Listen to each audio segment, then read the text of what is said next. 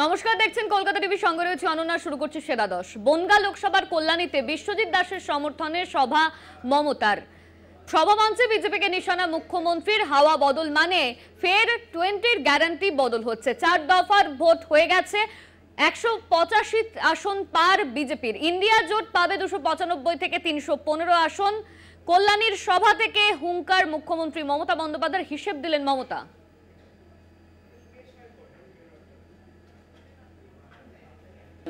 হাওয়া বদল মানে কি? হাওয়া বদল মানে 420 গ্যারান্টি বদল হচ্ছে। ভালো করে জেনে রাখুন। কেউ ভয়ে বলতে পারছে, কেউ পারছে না। এখনো পর্যন্ত যা মোটামুটি এসছে, 4th পেজ হয়ে গেছে, তাতে 195 থেকে 200-র মধ্যে বিজেপি বড় জোর হলে থাকতে পারে। আর ইন্ডিয়া জোট পাবে 295 থেকে 315।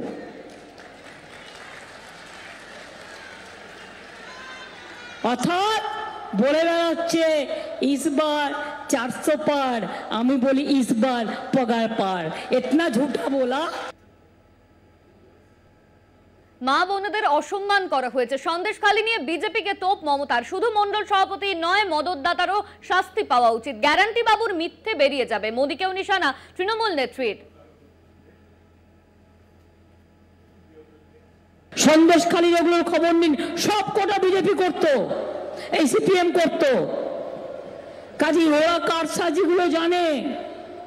ওরা জানে না মা বোনদের টাকা দেওয়াটা বড় কথা নয়, মা বোনদের অসম্মান করাটা বড় কথা। তুমি মা বোনদের না জানিয়ে তাদের দিয়ে যা তা লিখিয়ে নিয়েছো, যা তারা পর্যন্ত আজ বলছে এটা আমাদের নামে লেখা হয়েছে, আমাদের বলেছে অন্য কথা। এর জন্য কার শাস্তি পাওয়া উচিত? শুধু লোকাল মন্ডল প্রেসিডেন্টের শাস্তি পেলে হবে? যারা মদত দিয়েছে, যারা মদতদাতা, যারা উদ্গাতা, যারা বলেছে বোম চাই, রিভলভার চাই, টাকা চাই, আর গ্যারান্টি বাবু বললেন কি संदेशखाली में पूरा देश में संदेश हो गया, पूरा देश में खबर रह गया कि संदेशखाली में क्या हो रहा है। আমি বললাম ওরে সত্যের জয় আছে, মিথ্যে চিরকাল স্থায়ী হয় না, তোমার মিথ্যে বেরিয়ে যাবে। বসিরহাট আদালতে আত্মসমর্পণ পিয়ালি দাসের। পিয়ালির জামিনের আর্জি খারিজ। সাদা কাগজে সই করানোর অভিযোগ পিয়ালির বিরুদ্ধে।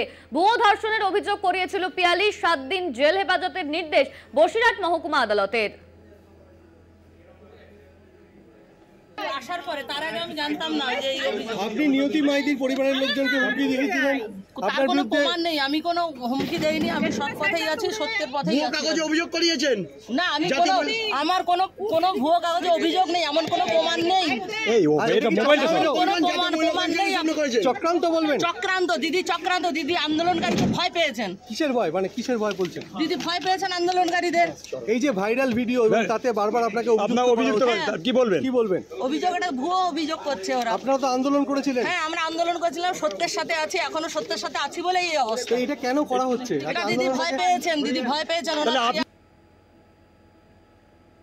জামিন পেলেন কয়লা পাচার মামলার মূল অভিযুক্ত অনুপ মাঝি। 10 লক্ষ টাকার ব্যক্তিগত বন্ডে জামিন আসানসোল সিবিআই আদালতের। একাধিক শর্তে লালাকে জামিন, অনুমতি ছাড়া এলাকা না ছাড়ার নির্দেশ আদালতের। 21শে মে ফের আদালতে হাজিরা।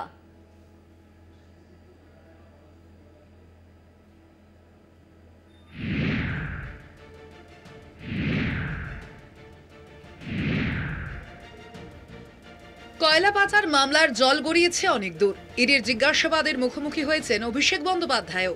এবার সেই মামলায় জামিন পেলেন মূল অভিযুক্ত অনুপ মাঝি ওরফে লালা। আসানসোল সিবিআই আদালতে শর্ত সাপেক্ষে জামিন লালার। 10 লক্ষ টাকা ব্যক্তিগত বন্ডে জামিন, অনুমতি ছাড়া এলাকার বাইরে বেরোনোর উপর নিষেধাজ্ঞা। 21শে মে ফের আদালতে হাজিরার নির্দেশ। 2020 সালে কয়লা পাচার মামলার তদন্ত শুরু করে সিবিআই। 2021 সালে অনুপ মাজিকে রক্ষা কবচ দেয় সুপ্রিম কোর্ট। 2022 সালে লালাকে ফের সিবিআই এর নিম্ন আদালতে হাজিরার নির্দেশ দেয় শীর্ষ আদালত। সেই নির্দেশ মেনেই মঙ্গলবার আসানসোলের বিশেষ সিবিআই আদালতে আত্মসমর্পণ করেন অনুপ মাজি। উভয় পক্ষের শুনানি শোনার পর শর্ত সাপেক্ষে জামিন মঞ্জুর করে সিবিআই আদালত। বরাবরই অভিযোগ উঠেছে কয়লা মাফিয়া, বালি মাফিয়াদের অর্থ ও বাহুবলে নির্বাচন হয়। এই আবহে জামিন পেলেও এক প্রকার ঘরবন্দি লালা। সোমবার আসানসোলে ভোট মিটলেও 25শে মে পুরুলিয়ায় নির্বাচন। তাই পঞ্চম দফার ভোটে লালার মুক্তি কি কোনো প্রভাব ফেলবে?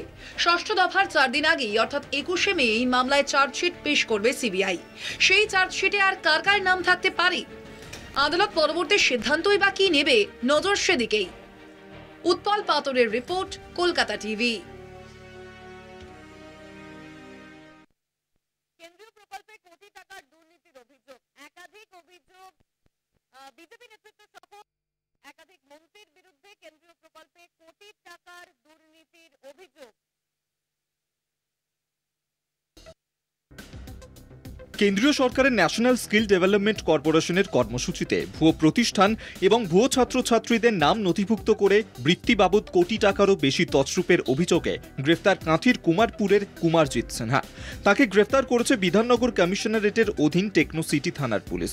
সমাজ মাধ্যমে প্রধানমন্ত্রী মোদী থেকে শুভেন্দু অধিকারী, সৌমেন্দু অধিকারী সহ একাধিক বিজেপির শীর্ষ নেতার সঙ্গে ছবি পোস্ট করেছে কুমারজিৎ। সেই ছবির সত্যতা যাচাই করেনি কলকাতা টিভি। 26শে এপ্রিল রাজ্যের কারিগরি শিক্ষা দফতরের ইন্ডাস্ট্রিয়াল ট্রেনিং বিভাগের জয়েন্ট ডিরেক্টর এবং joint apprenticeship adviser Subrata Das লিখিত অভিযোগ করেন টেকনো সিটি থানায়। কন্টাই পূর্ব সোশ্যাল অর্গানাইজেশন নামে একটি সংস্থার বিরুদ্ধে সরকারি অর্থ তছরূপের অভিযোগ। এরপর অভিযুক্ত বিজেপি নেতার বিরুদ্ধে সরকারি অর্থ তছরূপ, প্রতারণা সহ একাধিক ধারায় মামলা করে পুলিশ। কুমারজিতের গ্রেফতারের ঘটনা সামনে আসতেই কটাক্ষ শাসক দলের। দেশের সবচেয়ে দুর্নীতিগ্রস্ত দল বিজেপি, নীরব মোদী থেকে কাঁথির কুমারজিতেরা বারবার তারই প্রমাণ দিচ্ছে। চোরেদের সঙ্গে চোরেরাই থাকে। অধিকারী পরিবারের সব মেজো খোকা সব থেকে বড় চোর, তো চোরের সঙ্গে চোর থাকবে, এটা নিয়ে তো আর নতুন কিছু কথা না। ও আগে চোর ছিল, এখনো চোর আছে, আগেও চোর থাকবে। কুমারজিৎ দলের কোনো পদাধিকারী নন, দাবি বিজেপির। কুমারজিৎ সিনহা ওই প্রধানমন্ত্রী কোশ্চেন চালাতো, তিনি আমাদের পার্টির সঙ্গে কোনোভাবে যুক্ত না। শুভেন্দুর সঙ্গে ছবি দেখা গেছে, এটাও ঠিক।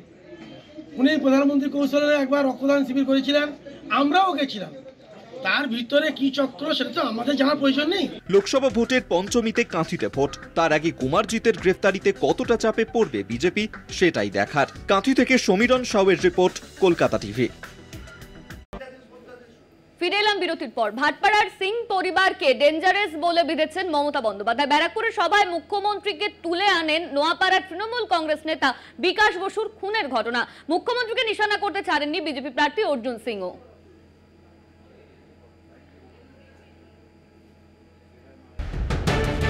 প্রচারে নাম না করে বিজেপির প্রার্থী অর্জুন সিংকে বেঁধলেন মমতা বন্দ্যোপাধ্যায়। সোমবার ব্যারাকপুরের সভায় আক্রমণাত্মক মমতা।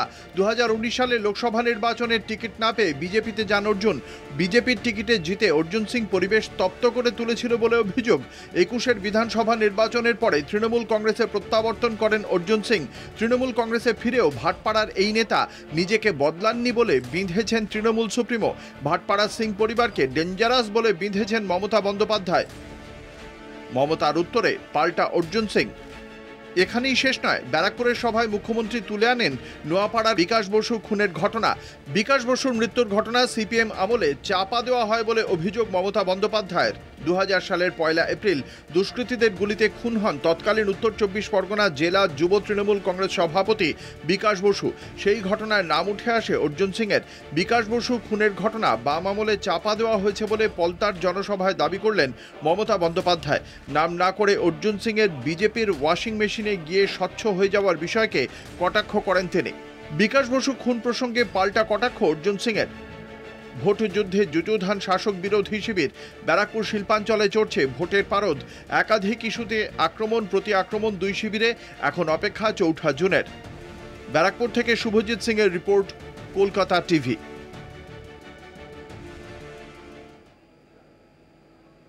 সুপ্রিম কোর্টের জামিন জীবনকৃষ্ণ সাহা। বহরমপুরে ভোটের পরের দিনই জামিন পেলেন বড়ুয়ার বিধায়ক। নিয়োগ দুর্নীতির মিডলম্যান হিসেবে 2023 সালের 17 এপ্রিল জীবনকৃষ্ণকে গ্রেপ্তার করে সিবিআই। মঙ্গলবার তাকে জামিন দিয়েছে সুপ্রিম কোর্ট।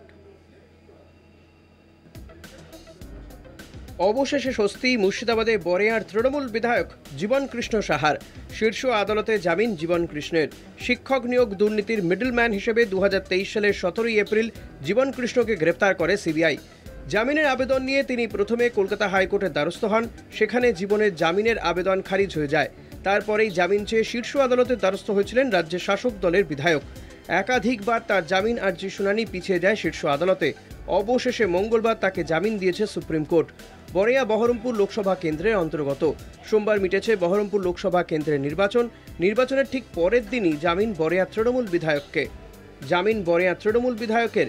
সুপ্রিম কোর্টে জামিন জীবন কৃষ্ণ সাহার। শিক্ষক নিয়োগ দুর্নীতি মামলায় গ্রেপ্তার। 17 এপ্রিল 2023-এ গ্রেপ্তার জীবন কৃষ্ণ। 14 মে 2024 জামিন তৃণমূল বিধায়কের। মঙ্গলবার জীবন কৃষ্ণের জামিন সংক্রান্ত মামলাটির শুনানি হয় সুপ্রিম কোর্টের বিচারপতি এস বোপান্না এবং বিচারপতি সঞ্জয় কুমারের এজলাসে। জীবন কৃষ্ণের আইনজীবীরা জানান, নিয়োগ মামলার চার্জশিটে নাম থাকা 23 জনের মধ্যে 9 জন গ্রেফতার হয়েছিলেন, কিন্তু পরে তাদের মধ্যে 3 জন জামিন পেয়ে যান। এই মামলার অন্যতম অভিযুক্ত প্রসন্ন এবং মধ্যশিক্ষা পর্ষদের প্রাক্তন সভাপতি কল্যাণময় গঙ্গোপাধ্যায় জামিন পেয়েছেন। এদিন জামিন পেলেন তৃণমূল বিধায়ক জীবন কৃষ্ণ সাহা। তবে নিয়োগ দুর্নীতি মামলায় এখনও জেলবন্দি তৃণমূলের 2 বিধায়ক পার্থ চট্টোপাধ্যায় ও মানিক ভট্টাচার্য।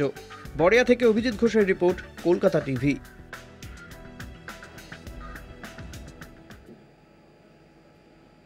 পঞ্চায়েত জয়ী তৃণমূল সদস্য চা বিক্রি করেন, অর্থের হাতছানি তাকে টানে না, সৎভাবে জীবনযাপনই তার লক্ষ্য। ডায়মন্ড হারবার 2 নম্বর ব্লকের কামারপোল পঞ্চায়েতের জয়ী তৃণমূল সদস্য শ্যামল হালদার। গ্রামবাসীরাও তার প্রশংসায় পঞ্চমুখ।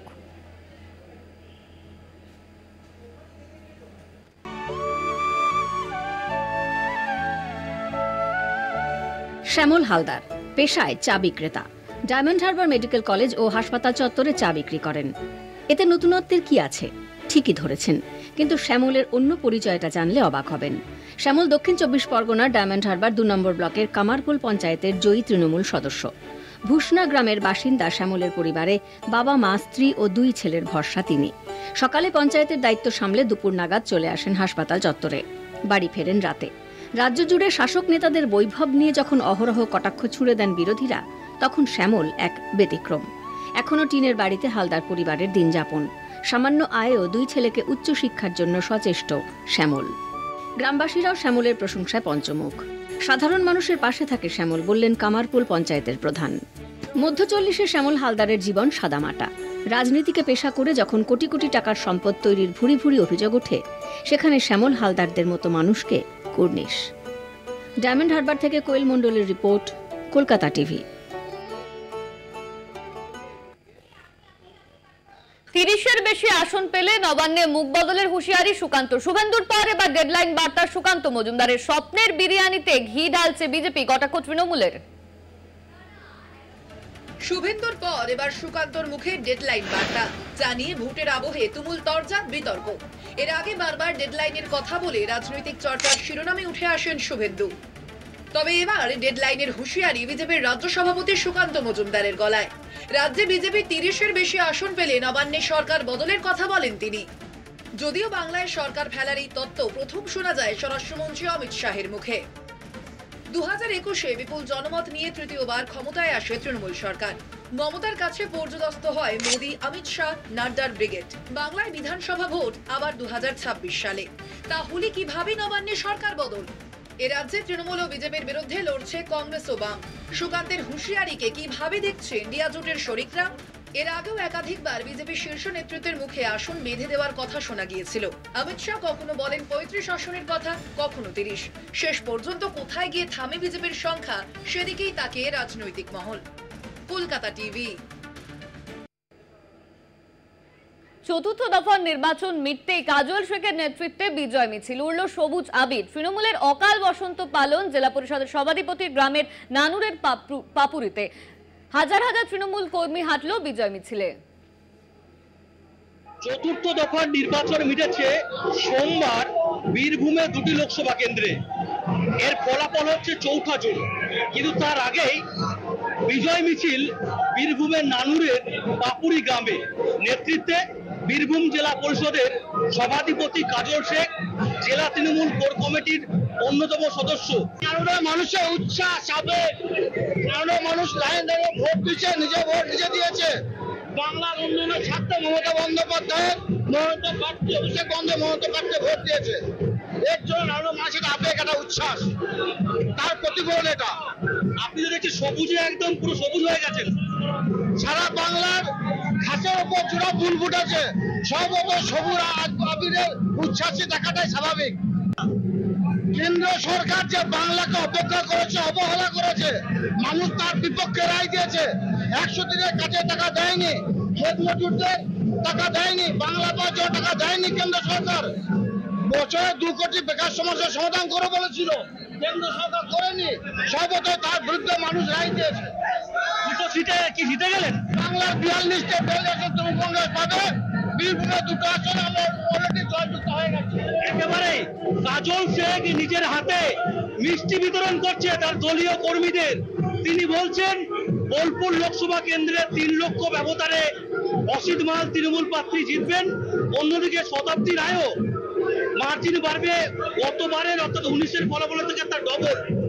এখন দেখার বিষয় 4 জুন ইভিএম খুলতেই কি ফলাফল দেখায়, তার জন্য অপেক্ষা করতে হবে। বীরভূমের নানুরের পাপড়ি গ্রাম থেকে মনা বীরবংশী, কলকাতা টিভি। সেরা 10 আজ এই পর্যন্তই। দেখতে থাকুন কলকাতা টিভি, রাত দিন 7 দিন।